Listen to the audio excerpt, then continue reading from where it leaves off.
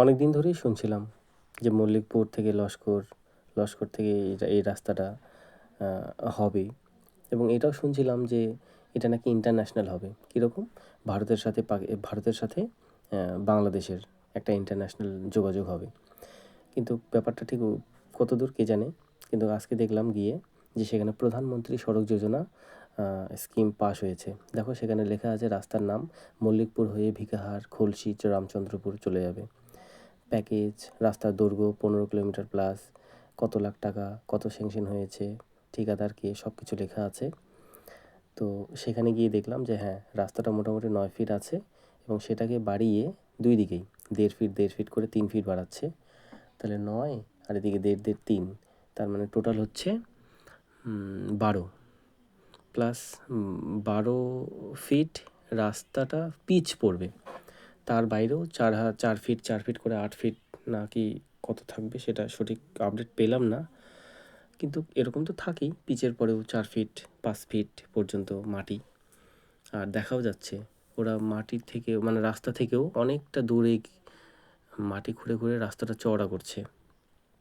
এই যে দেখতে পাচ্ছি, এখনও যেদিন গেছিলাম আমি সেই দিনেও কাজ চলছে। তো জিসিবি দিয়ে ধারগুলো খুঁড়ে 1.5 ফিট এদিকে খুঁড়ছে, আবার এদিকে খুঁড়বে, বাঁ সাইডে খুঁড়ছে, এবার ডান সাইডে খুঁড়বে, জিসিবি দিয়ে খুঁড়ছে।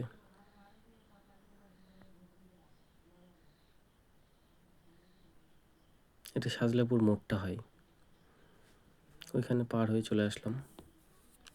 তারপরে ওইদিকে এসে যে দেখি যে অনেকটা কাজ এগিয়ে এসছে, এবং রাস্তার দুধারেই কাজ চলছে। যেখানে যেখানে ফসল আছে সেই জায়গাটাকে বাদ দিয়ে ওরা কাজটাকে এগিয়ে নিচ্ছে। তারপর ফসল মানে ধান, এখন তো ধানের সিজন, এই ধানটা উঠে গেলেই ওই জায়গাগুলো আবার মাটি কেটে চওড়া করবে রাস্তাটা। তারপর দেখলাম রাস্তার ধারে অনেক অনেক জায়গায় ছোট ছোট খোয়াগুলো ফেলেছে, পাথরগুলো ফেলেছে, বালি।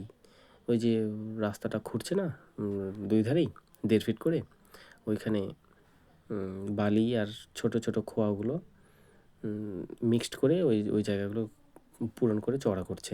তারপর পরবর্তীকালে যা যা করবে সেটাই দেখার বিষয়। এই যে দেখতে পাচ্ছি